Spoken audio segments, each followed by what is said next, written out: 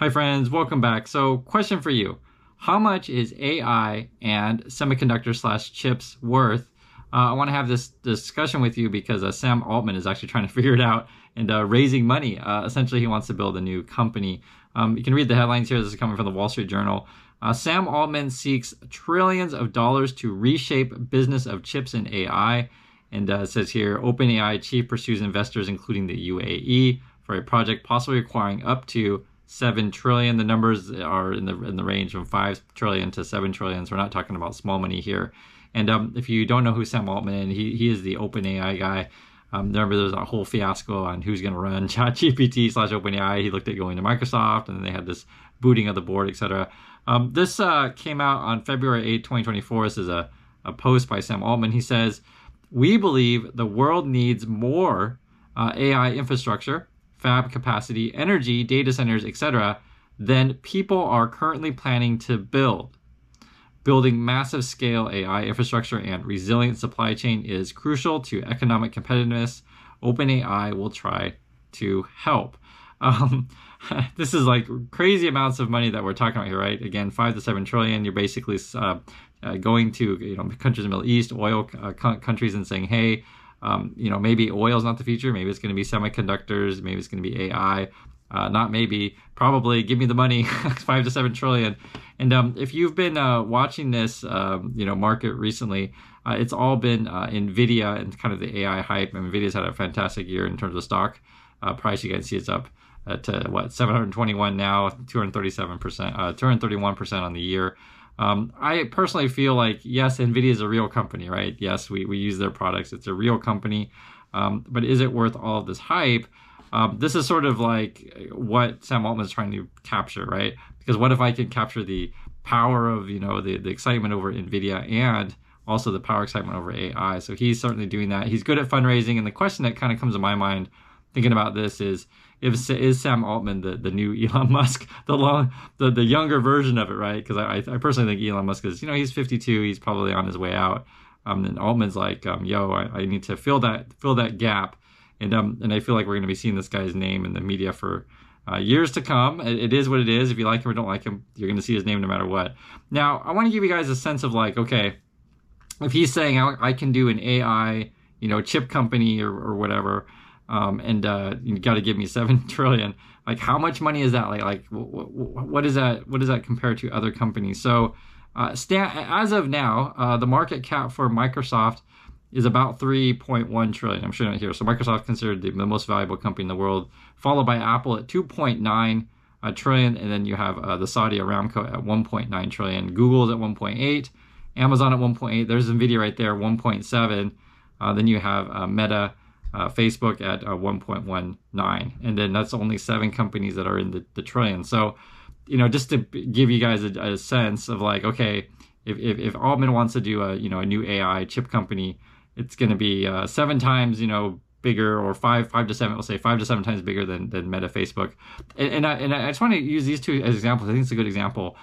Let's say you combined Nvidia and Facebook / Meta, right? I keep calling it Facebook, but the Zuckerberg company. If you combine those two and you took the market cap, that gets you to like 2 to 3 trillion. And so Altman's like wanting 5 to 7.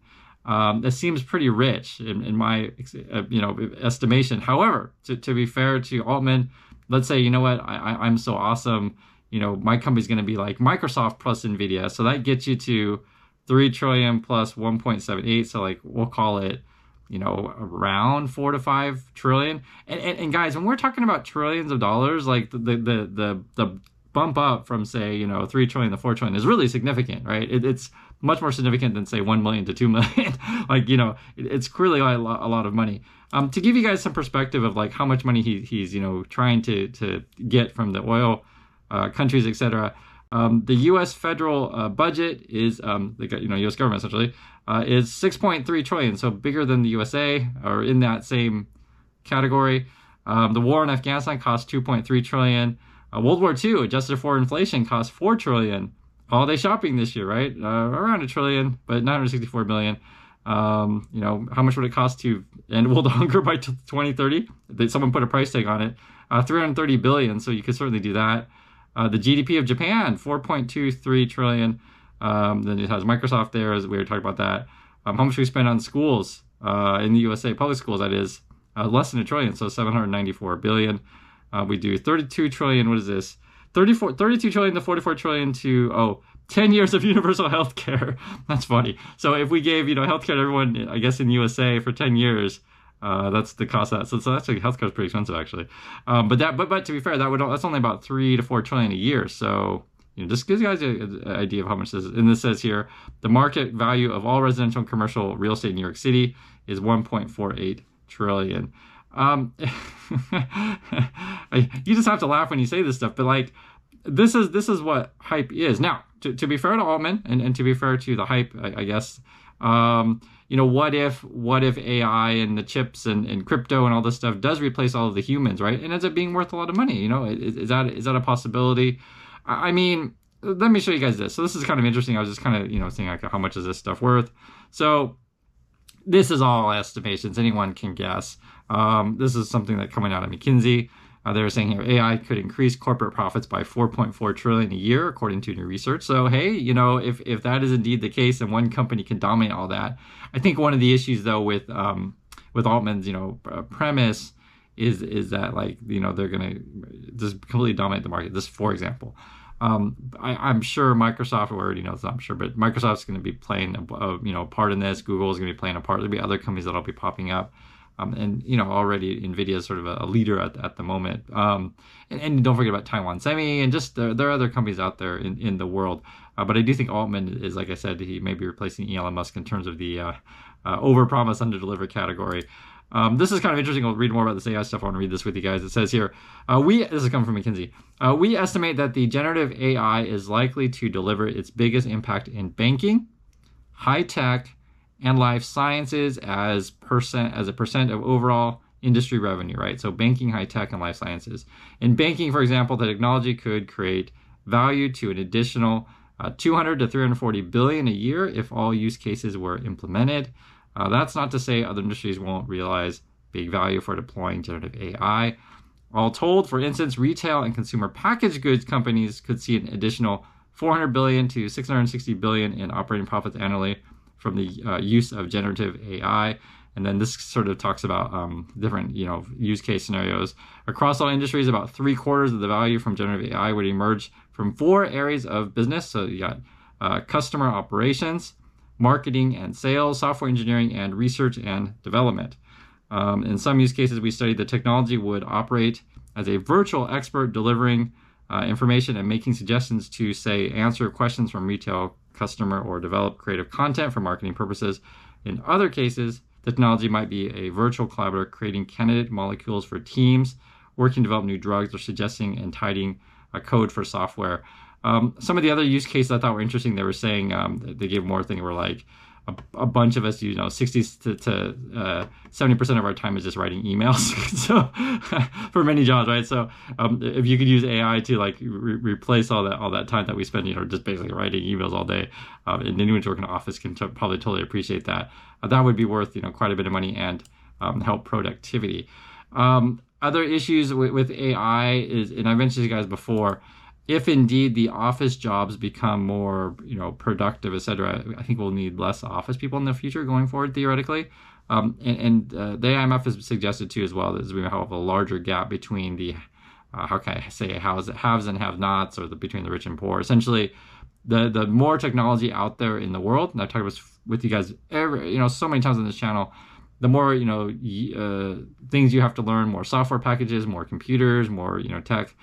It makes it harder for people to get these skills to get into said jobs, meaning that you need more job training and knowledge to get the future jobs. So this is why I always tell you guys to, think about the future, invest yourself, etc. So I'm not necessarily saying, hey, I want to go buy, Sam Altman's company. But I do think it's not crazy to say, hey, you're probably going to have to learn how to use this stuff if everyone's using it in order to keep yourself relevant compared to your competition out there in the workforce, right? This also says here, AI is driving more layoffs than companies want to admit. But the chart, though, that was shown here is that only around, at least according to this, 4,000, maybe 5,000, just in that range, jobs have been lost directly to AI in 2023. Most of the jobs lost in 2023 have been to just the slowing market. They say here, market and economic conditions, or then they have a whole bunch of no reasons provided. So, I just feel like firing people, cost cutting, closing companies, restructuring, bankruptcy, etc. You guys can see this. So it's not like AI is taking over jobs. In terms of like chips and stuff like that, to be fair to Altman, it is certainly true that in the future, many consumer products will have chips, right? So like all of our refrigerators and our cars and TVs and all kinds of things, computers, etc. And all the smart technology will be talking to each other. So I don't think chips are going to go away anytime soon. But like, I'm just sharing with you guys. For me, it seems pie in the sky kind of stuff. But to be fair, I mean, he's evidently good at raising money, and people in the Middle East like him, I guess, if he's taking meetings to do this. And again, he's basically talking about making a company that's going to be the largest kind of company in the world, bigger than Apple's and Nvidia. And, actually, let's set up the three. If you added up Microsoft and Apple, which would be 3, plus another 3 is 6, and plus, yeah. So essentially, he wants to make a company that's like Microsoft plus Apple plus Nvidia. So I just want to give you guys a sense of like, the kind of numbers that we're talking about here. Anyway, let me know your thoughts on this. What do you think about, making something new to challenge Nvidia, Apple, Microsoft, etc., essentially dominating the AI chip space? It can be done, and will the Middle East play a big role in this? Essentially, kind of what we're talking about is building these companies in that region. So thanks again for your time, everyone. Love to hear your thoughts on this one, and I'll catch you next video.